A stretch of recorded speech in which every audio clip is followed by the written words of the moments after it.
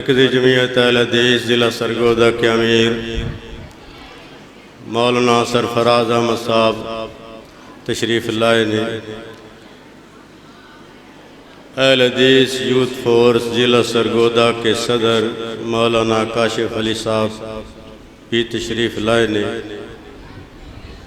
हम उनको खुश आमदीद कहते हैं।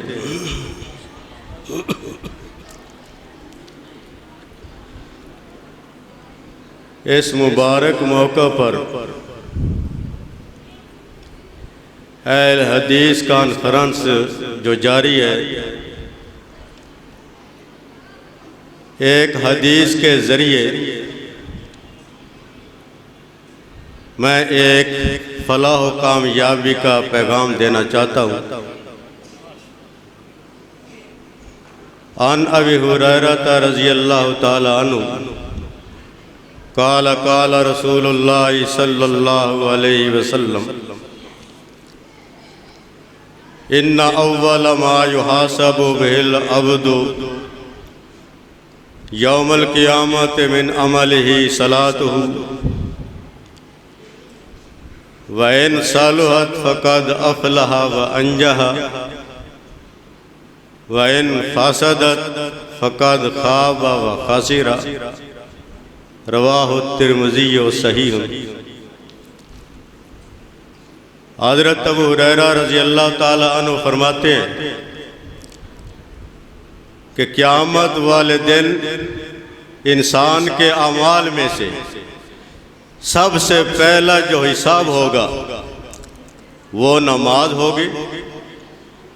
अगर ये नमाज दुरुस्त साबित हो गई वो कामयाब हो गया और फलाह पा गया।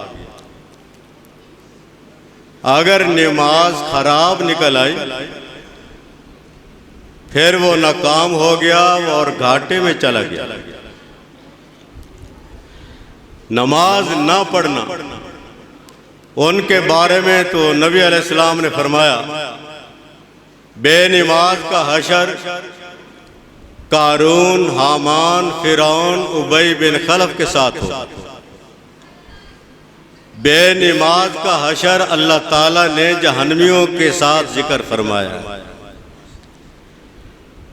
अगर कोई नमाज पढ़ता है, यह भी सवाल होगा नमाज सुन्नत के मुताबिक पढ़ी है कि नहीं पढ़ी है। अगर सुन्नत के मुताबिक पढ़ी है वो नमाज दुरुस्त साबित होगी। वो नमाज मुहम्मदी है। नमाज मुहम्मदी पढ़ने वाला कद अफ़लह व अंजह, वो कामयाब होगा। वैन फसदत, अगर नमाज में खराबी है, जो नमाज खिलाफ सुन्नत पढ़ी जाएगी उसमें खराबी होगी। फ़क़द ख़ाब व ख़सिरा, वो नाकाम होगा और नुकसान में होगा। जब हम नमाज शुरू करते हैं, इसका एक अहम मसला मैं बयान कर रहा हूँ। नमाज की इब्तिदा तकबीर तहरीमा से होती है। अल्लाह अकबर कहते हैं, जिसका माना है अल्लाह सबसे बड़ा है। इसके साथ हम दोनों हाथ उठाते हैं। ये दोनों हाथ इस बात की गवाही देते हैं, ये 10 उंगलियों और 10 उंगलियों के पूरे गवाही देते हैं, ऐ अल्लाह तू सबसे बड़ा है। ज़बान के साथ भी, रफ़ यदैन के साथ भी अल्लाह की शान, अज़मत और बढ़ाई बयान की जाती है। जब हम रुकू में जाते ताज़ीम से नमाज की इब्तिदा शुरू हो गई। हाथ बांधकर हम खड़े हो गए। अल्लाह की अजमत हमने बयान करना शुरू कर दी। ताज़ीम के बाद पहली आइज़ी इख्तियार कर ली। नमाजी ने रुकू किया, ये पहली आइज़ी है। इसमें वो पढ़ता है सुभान रब्बियल अज़ीम, मेरा रब जो बड़ी अजमत वाला है वो पाक है। फिर हम सजदे में चले जाते हैं। इस सारी कायनात में अशरफुल मखलूक इंसान है और इंसान के वजूद में अशरफ उज़व इंसान के पेशानी है। जब इंसान ये पेशानी अल्लाह के हजूर रख देता है, यह सबसे बड़ी आजिज़ी है। और जब पढ़ता है सुबहान रब्बे जल आला, मेरा रब वो पाक है और बहुत बुलंद है। ताज़ीम से नमाज शुरू हुई, रकू में उससे आजिज़ी आ गई, सजदे में उससे ज्यादा आजिज़ी आ गई। इससे आगे इंसान के लिए आजिज़ी नहीं है जो रब के सामने इख्तियार करे। इसीलिए अल्लाह ताला ने फरमाया, जो मेरे सामने सजदा करता है, जब वो एक दफा अपनी पेशानी मेरे सामने झुकाता है, सर सजदे में रखता है, मैं उसके एक गुनाह माफ कर देता हूँ, एक खता माफ कर देता हूँ, उसका एक दर्जा बुलंद कर देता हूँ। ये नमाज जिसमें सरासर अल्लाह ताला की हम्दो सना है और अज़मत है और अज़मत की बड़ाई का इजहार है। ये रफ़ा यदैन, ये अल्लाह ताला की अज़मत की बड़ाई है। जिस तरह ज़ुबान से अल्लाह की बड़ाई का ये नारा लगाया जाता है, उसके साथ हाथों के साथ भी ये अल्लाह की अज़मत बयान की जाती है। बाद लोग कहते हैं कि ये मनसूख हो गया। ये अल्लाह की अज़मत है और अल्लाह ताला ने ये अज़मत जिब्रील अलैहिस्सलाम को देकर भेजा। जिब्रील अलैहिस्सलाम ने मोहम्मद रसूलुल्लाह को ये नमाज सिखाई और इस नमाज में अल्लाह ताला के हम्द सना और अज़मत ही तो है। जिस अज़मत को जिब्रील अलैहिस्सलाम जो नमाज सिखा के गए हैं वो रफ़ यदैन वाली, जो अज़मत और शान सिखला के गए हैं वो रफ़ यदैन वाली है। फिर ये कैसे मुमकिन है कि एक अज़मत जो अल्लाह ताला जारी कराए, जिब्रील अलैहिस्सलाम सिखाए, मोहम्मद रसूलुल्लाह अपने उम्मत को सिखलाए, फिर वो अज़मत में ज़्यादा इजहार होना चाहिए कि अज़मत को मनसूख होना चाहिए। जो ये कहता है कि ये रफ़ यदैन मनसूख हो गया, दूसरे लफ्ज़ों में वो ये कहता है कि अल्लाह ताला की ये हाथों वाली अज़मत भी मनसूख हो गई। अल्लाह की अज़मत में इजाफा होता है, अल्लाह की अज़मत मनसूख नहीं होती। सियासत के अंदर 51 हदीस है, बाकी कुतुब हदीस में रफ़ यदैन की 191 हदीस है। हदीस की 23 कुतुब में 242 अहादीस है। 44 रावियान सहाबा है। ये वो अजीम शान सुन्नत है जिसका ये तवातुर के साथ सावत है। 40 सहाबा कराम इसके रावी है। खुलफाए राशिदीन इसके आमल है।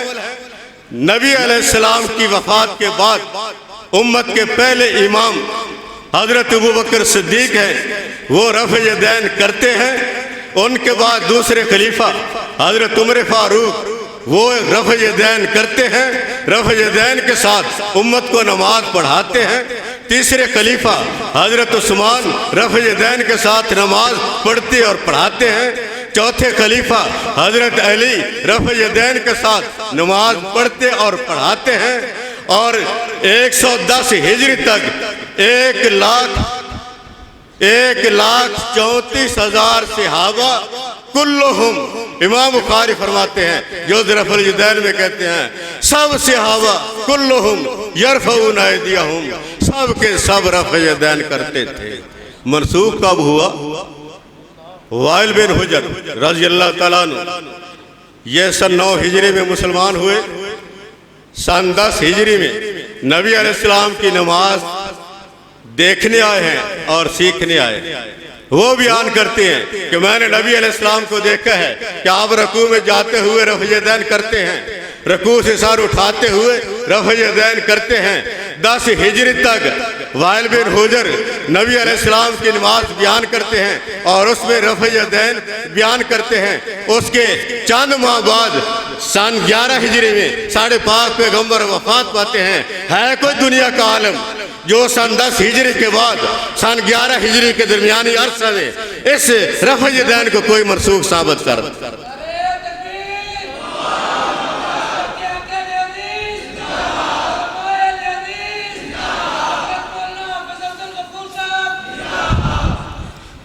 रफ़ यदैन ये अजमत की निशानी है। अब्दुल्ला बिन उमर रज़ी अल्लाह ताला अन्हु फरमाते हैं, एक दफ़ा रफ़ यदैन किया जाए 10 नेकियां मिलती हैं।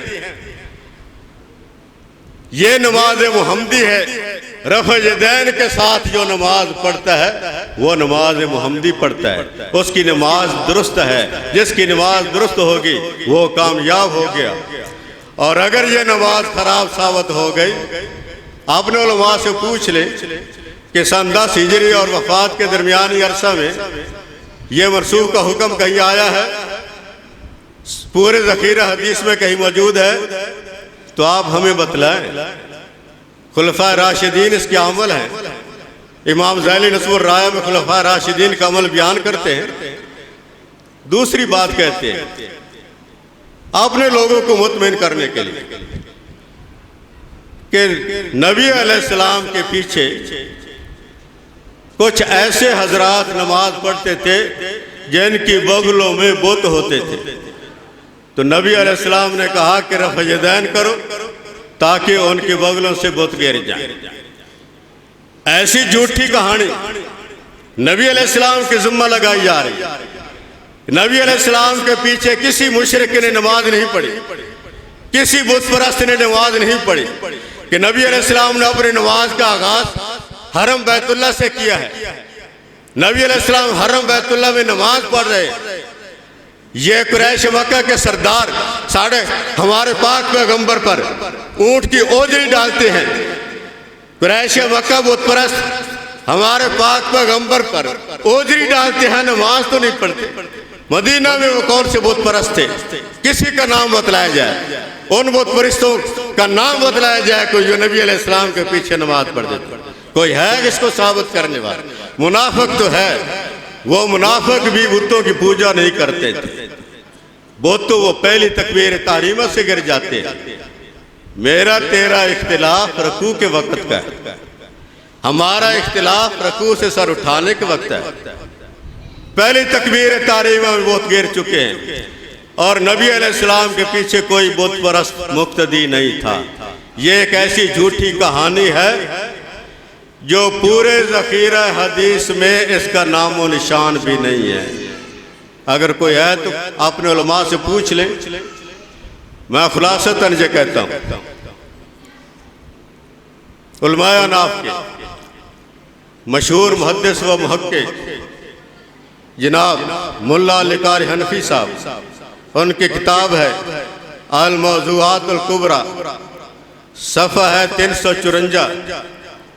वो एक बाब बांधते हैं रफ़ यदैन ना करने वालों के दलाइल पर, मना करने वालों की दलाइल पर। वमिन ज़ालिका अहादीसुल मन फी सलात इंदर रकूबे वर्रफ़े मिन्हु कुल्लुहा बातिलतुन लैसा फीहा लैसा शयउन बिसिहन मिन्हा। कहते हैं कि नमाज के अंदर रकू और रकू से सर उठाने के वक़्त रफ़ यदैन ना करने की तमाम हदीस के बारे में मैं कहता हूँ कुल्लुहा बातिलतुन ला यसिहु मिन्हा शयउन, सब की सब बातिल है, उनमें से एक हदीस भी सही नहीं है। जब उनके घर में ये गवाही मौजूद है तो फिर ये क्यों सुन्नत के मुताबिक नमाज क्यों नहीं पढ़ने देते, क्यों नहीं इंसाफ कर रहे? क़यामत वाले दिन जिसकी नमाज मुहम्मदी, जिसने मोहम्मद रसूलुल्लाह के तरीके पर नमाज पढ़ी वो नमाज मुहम्मदी है और वो नमाज दुरुस्त होगी और इस पर कामयाबी होगी। तमाम सहाबा ने नमाज मुहम्मदी पढ़ी है और तमाम सहाबा जनती हैं और वो कामयाब हैं। मेरा ये पैगाम है, हमने मरना है और माशर वाले दिन पहला ये हिसाब नमाज का होगा। नमाज दुरुस्त करके जाएं ताकि अल्लाह ताला मुझे भी कामयाबी नसीब फरमाए और आपको भी कामयाबी नसीब फरमाए।